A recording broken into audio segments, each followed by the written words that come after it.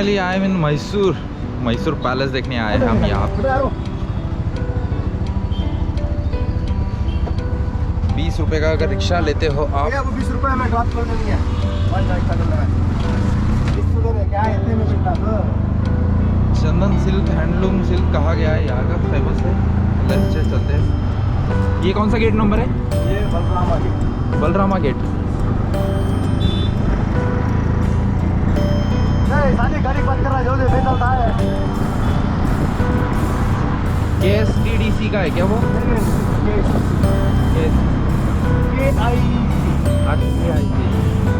Karnataka government का है या ये गवर्नमेंट का? वहाँ पे हैंडलूम मिलता है आपको, चंदन सिल्क का होता है ना, चंदन सोप वगैरह सब। This is another bus stand, यहाँ पे मिलेगा आपको।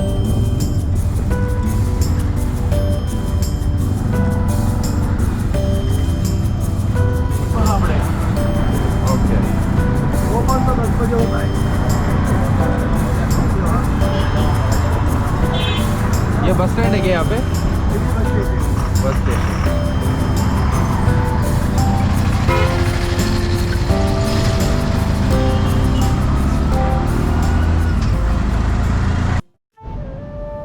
तो दोस्तों 20 रुपया देकर रिक्शा से मैं यहाँ तक तो पहुँच गया। इसे कहा जाता है, ऐसे कहते हैं ये सब लोग कि ये गवर्नमेंट की दुकान है।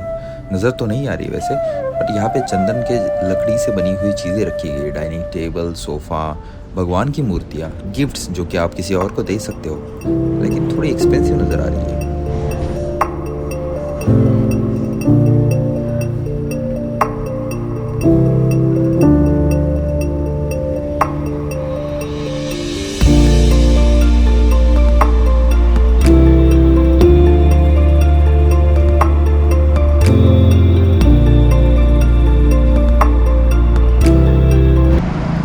If you are in Mysore, lesson number 1, rickshaw वाला आपको बोलेगा कि सर पैलेस बंद है। मैं आपको सिल्क की दुकान दिखाता हूँ, विच इज़ गवर्नमेंट की है, लेकिन गवर्नमेंट वाली नहीं है, प्राइवेट दुकान है सर, जहाँ पे काफ़ी बढ़ा के पैसे लगाए हुए हैं। तो हाँ, तुम जाके देख सकते हो। चंदन की चीज़ें हैं, लेकिन ख़रीदनी नहीं है। ख़रीदने लायक तो मुझे एक भी नहीं लगा वहाँ पे, बट हाँ ठीक है, जस्ट फॉर इंफॉर्मेशन। एंड उन्होंने फ़ोटोग्राफी भी अलाउ नहीं किया था, लेकिन मैं थोड़ा बहुत फ़ोटो ले ली उसमें, क्योंकि वो कहते थे कि this is our own craft. वैसा कुछ नहीं है, इट्स वेरी कॉपीड डिज़ाइन। तो अभी बज गए हैं 10:40। 10 बजे वहाँ पे चालू हो जाता है पैलेस पे। तो we are heading towards the palace now. 6 minute का डिस्टेंस है यहाँ पे, इट्स नियर अराउंड 200 मीटर्स। चलते। दोस्तों हम फाइनली पहुंच गए हैं मैसूर पैलेस, जिसे अम्बा विलास पैलेस भी कहा जाता है। जैसे ही आगे बढ़ते हो तो यहाँ पे 4 व्हीलर और 2 व्हीलर्स के लिए पार्किंग रखी गई है। 4 व्हीलर्स के लिए 100 रुपीज़ और 2 व्हीलर्स के लिए 30 रुपीज़, ऐसा पार्किंग है। सामने ही जैसे आगे बढ़ते हो तो एंट्री फीस यहाँ पे देनी पड़ती है। अडल्ट के लिए 120 रुपया, 7 से 18 साल तक 70 रुपया और फॉरेनर्स के लिए 1000 रुपये है। जगह विख्यात यह टूरिस्ट लोगों के पसंदीदा प्लेस होने के कारण यहाँ पे सेफ्टी का विशेष ख्याल रखा गया है। जो आपके बैग्स वगैरह चेक करेंगे, 120 रुपये की आपको पर्ची मिलेगी। वहीं से आगे बढ़ते ही लेफ्ट साइड में वॉशरूम और सामने ही पीने के पानी का प्रावधान है। देखो, यह सेकंड पैलेस हुआ करता है। यहाँ पे ओल्ड पैलेस होता था जो चंदन के लकड़ी से बनाया गया था 1896 में, जब चामराजा वडियार की बड़ी बेटी जयलक्ष्मी के विवाह समारंभ के दौरान यहाँ पे आग लग गई थी, तो वो नष्ट हो गया था। महाराजा कृष्ण वडियार चौथा, उन्होंने ये महल बनवाया था जो आज आपको नजर आता है सबके सामने। दोस्तों यहाँ पे भीड़ बहुत ज़्यादा होती है वीकेंड्स पे। वीकडेज में भी आते हो तो नज़र ही आती है। जूते और चप्पल आपको बाहर निकालने पड़ते हैं। 2 रुपए का टिकट्स लगता है, तो कभी कभी टिकट्स माफ़ भी कर देते हैं। जैसे मुझे टिकट नहीं लगा था, उन्होंने मुझे एक पर्ची दी थी और मैं आगे बढ़ गया था।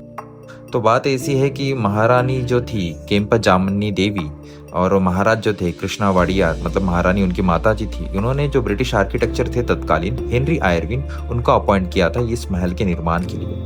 यह महल इंडो सैरवेनिक आर्किटेक्चर कहा जाता है, जिसमें राजपूत, इस्लामिक और गौथिक वास्तुशैली का आभास होता है। दोस्तों इसमें 4 एंट्रेंस है। पूर्व से जो आता है उसे मारथंडा एंट्रेंस कहते हैं, उत्तर से जो आता है उसे जयरामा, दक्षिण से जो आती है उसे बलरामा और पश्चिम से जो आती है वराहा। यहाँ पे क्लियरली मेंशन है कि ये इस पैलेस के निर्माण के लिए वो समय में 42 लाख रुपए 42 लाख रुपीज खर्च आया था। एक चीज़ ध्यान में रखें, जिन चीज़ों को अंदर ले जाना मना है वह आप बाहर ही रख दें, क्योंकि यहाँ पर दूसरा और एक सिक्योरिटी चेक होता है जिसमें अगर आपको कुछ चीज़ें मिल जाती है उनको चेकिंग के दौरान तो वो आपको आगे जाने नहीं देंगे। यह भारतीय संस्कृति का अलौकिक नमूना है, तो उसकी सुरक्षा भी हमारी ही जिम्मेदारी बनती है। तो जैसे ही आप अंदर आ करते हैं तो यहाँ पे 1896 में जलने वाले वुडन पैलेस जो था उसकी प्रतिमा नजर आती है आपको, और उसी के साइड में चामुंडेश्वरी देवी की प्रतिमा भी रखी गई है जो वडियार घराने की कुल देवता हुआ करती थी। इसी कुल देवता का 400 साल पुराना मंदिर यही नजदीक चामुंडा हिल पर स्थित है। उसी के साथ राजा को मिलने आने वाले अतिथि उपहार में जो चीजें भेंट के तौर पर राजा को अर्पित करते थे वह यहीं पर रखे गए हैं। जैसे कि आपको भगवान की मूर्तियां नजर आएगी। तत्कालीन हैदराबाद के नवाब द्वारा निजाम द्वारा जो गिफ्ट किए गए हैं वो भी यहीं पर रखे गए हैं। यह मार्बल की प्रतिमा जैन मुनि द्वारा राजा को समर्पित गई। वैसे माहौल काफी अच्छा होता है, आप भीड़ के साथ भी आओ तो भी प्रसन्न लगता है, मगर यहाँ की जो रॉयल्टी है वो नजरअंदाज करने लायक है नहीं। वैसे जैसे ही थोड़े थोड़े आगे आप पहुंचते हो तो आप देखोगे कि यहाँ पे जो पिलर्स है ये लाइट के कारण बहुत ज्यादा खूबसूरत नजर आते हैं।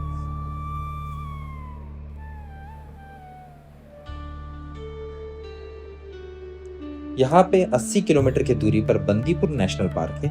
1955 में राजा द्वारा शिकार गए 2 हाथियों के सिर यहाँ पर खूबसूरती से लगाए गए। सामने आते ही यहाँ पे एक हॉल नजर आएगा। तो चलो आगे बढ़ते हैं। यहाँ नजर आने वाले 26 पेंटिंग्स यहाँ के लोकल पेंटर्स द्वारा बनाई गई थी। 1930 से 1942 के दौरान कैनवास पर बनाई गई ये पेंटिंग है, जिनमें तत्कालीन दशहरे का मुहूर्त की छवियां अति सुंदर तरीके से दिखाई गई। तत्कालीन रॉयल्टी का नमूना यहाँ पेश है मयूर हॉल, जहाँ लोहे के पिलर्स पर अति आकर्षक डिजाइन है और ऊपर जो ग्लास लगे हैं वह स्कॉटलैंड से खास मंगवाए गए। और ये जो येलो लाइट है इसकी खूबसूरती दुगनी चौगनी कर देती है।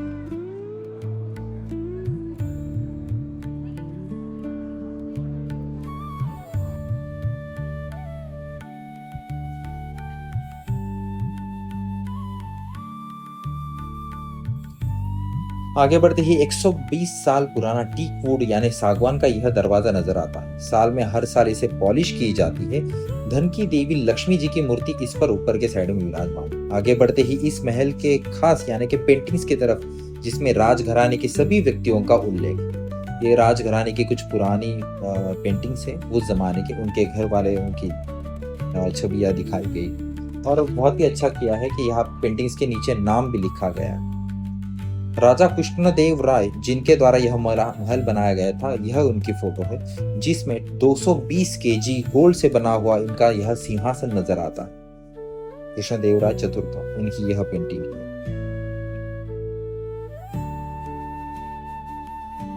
आगे बढ़ते ही यह कृष्णदेव राय जी की माताएं थी जो रेड साड़ी में यहाँ पे आपको नजर आती है, और वो जो पीछे दीवार पे लगे हुए फोटो वो उनके पिताजी थे।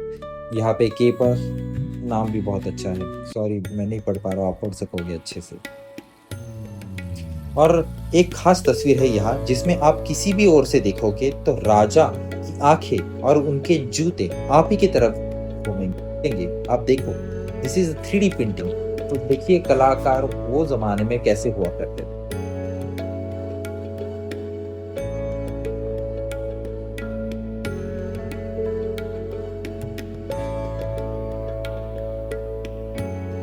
यहाँ आते ही यहाँ क्वीन एलिजाबेथ की फोटो भी है। तत्कालीन ब्रिटिश लोगों की कुछ फैमिली अराउंड में आते थे तो वो नजर आएंगे।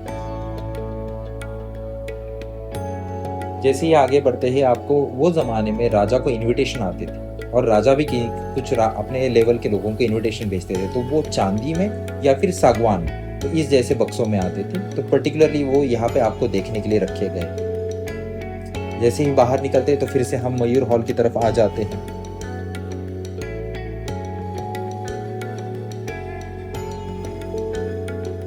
जैसे ही थोड़ा आगे बढ़ते हैं तो यह जो प्लेस है खास करके यहाँ पे वो जमाने में कुश्ती हुआ करती थी। तो राजघराने में जो मल्ल थे उनको बुलाया जाता था और यहाँ पे कुश्ती किया जाती थी। आगे बढ़ते ही आपको लिफ्ट नजर आएंगी। पहले ये वो जमाने में मैनुअल लिफ्ट थी, लेकिन जब मैसूर में बिजली आई तब जाके इसे इलेक्ट्रिसिटी में कन्वर्ट किया गया।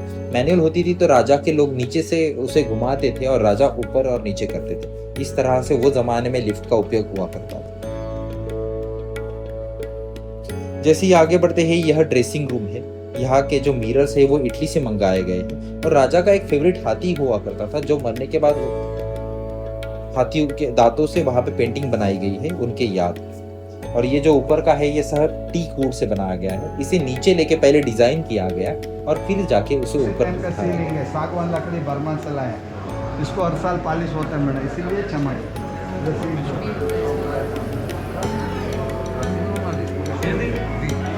चलो आगे बढ़ते हैं। ये जो आपको यहाँ पे शेर नजर आ रहे हैं ये मेटल वाले हैं। ऐसे 6 बुलाए गए थे, 2 यहाँ पे है और 4 बाहर है। तो चलो दोस्तों आगे बढ़ते हैं हम मैसूर पैलेस के। देखते देखते ही यहाँ तक का सफ़र काफ़ी अच्छा रहा।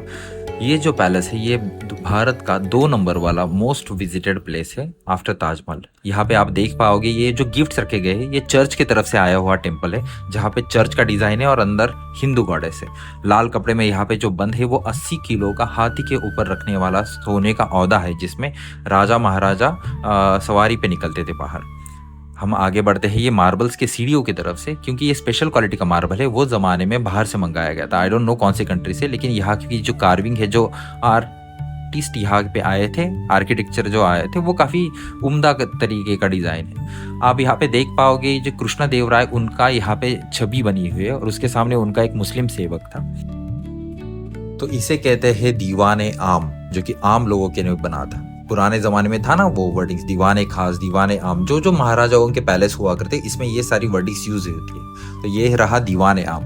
दीवाने आम मतलब यहाँ पे नवरात्रि के 9 दिन, 9 रात्रि शाम में 7 बजे से 8 बजे तक, मतलब 1 घंटे के लिए महाराज यहाँ पे अपने सिंहासन पे सेंटर में बैठते थे, जो कि आम लोगों को दर्शन देने के लिए। आपको ये ग्रीन लाइनिंग जो नजर आ रही है लेफ्ट साइड में, वहां पे मेहमान बैठते थे और ऊपर में जो खिड़कियां है वहां पे महाराज और उनकी घर की औरतें बैठती थी।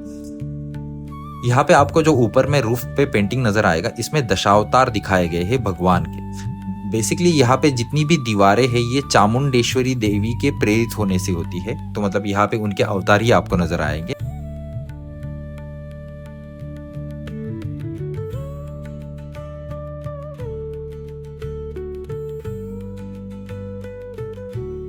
जब महाराज यहाँ पे सेंटर में बैठा करते थे तो वो दर्शन लेते वक्त ऊपर की तरफ में छत के ऊपर ब्रह्मा, विष्णु, महेश और चामुंडेश्वरी इनकी पेंटिंग्स बनी हुई है। तो वहां पे वो उनसे दर्शन लेते थे और आम पब्लिक को वहां पे दर्शन देते। वो जो सामने गेट है वो अभी भी रॉयल लोगों के लिए ही है, आम लोगों को वहां पे एंट्री है ही नहीं। तो मतलब वो गेट से अंदर खाली राजघराने के लोग ही आ सकते, आप और हम जैसे आम आदमी और साधारण लोग बिल्कुल भी नहीं आ सकते। तो यहाँ की जो दीवारें हैं ये स्पेशल कार्विंग की गई है जिनका कलर तब से अभी कम से कम 120 साल से अभी भी वैसा ही है। यहाँ पे लिखा गया हुआ है कि ये दशावतार से प्रेरित है, गॉडेस चामुंडेश्वरी से।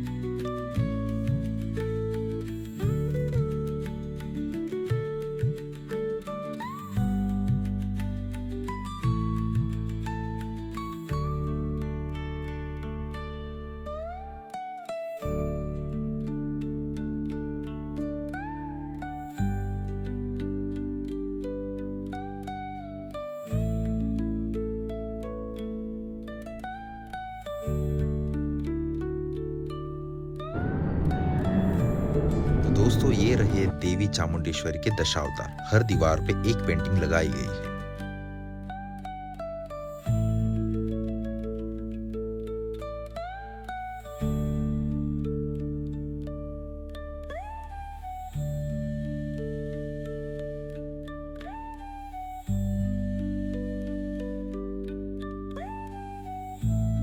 दोस्तों जैसे ही हम आगे बढ़ते हैं यहाँ आता है अम्बा विलास दरबार। जैसे कि आज के ज़माने में पार्लियामेंट होता है वैसे पुराने ज़माने में राजा का जो मंत्रिमंडल था वो यहाँ पे साम्राज्य रिलेटेड निर्णय लेने के लिए यहाँ पे बैठते थे। और ये ऊपर जो बने हुए हैं वो शीशम यानी टीकवुड, सागवान की लकड़ी से बनाया हुआ है।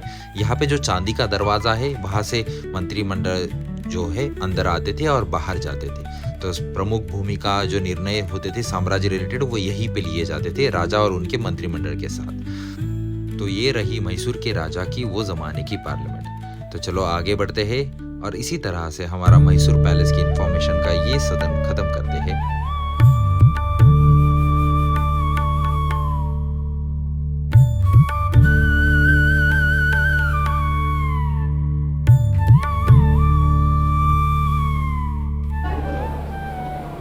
श्री प्रसन्न कृष्ण स्वामी temple.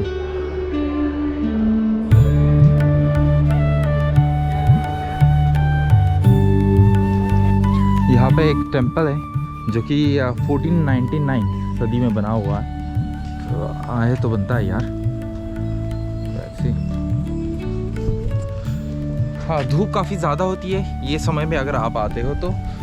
So you have to carry a cap, चश्मा, गॉगल्स जो पहनना पहन सको, पहली बात। और एक काफ़ी important, don't take your chappals और footwear easily. First of all यहाँ से पीछे आएंगे तो आपको ये एक टेम्पल हो गया, ये एक टेम्पल हो गया। यहाँ पे प्रावधान नहीं है कि आप जूते निकाल के रखो, कोई लेके भी जा सकता है। आई डोंट नो, यहाँ पे कोई लेके नहीं जाता, लेकिन फिर भी। एंड वन मोर, अगर आप चाहते हो तो यहाँ पे गोल्फ कार भी है for having the complete tour.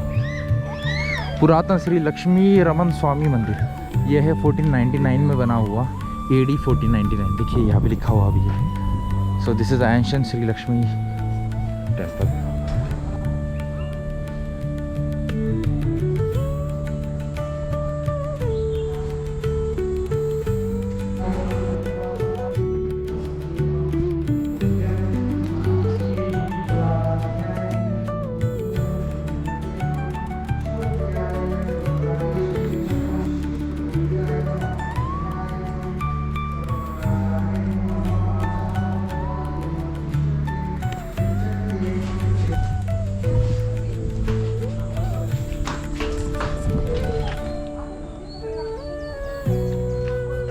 तो ये भी है Lakshman temple inside the palace. Fort is describe as. दोस्तों, ये रहा मैसूर पैलेस।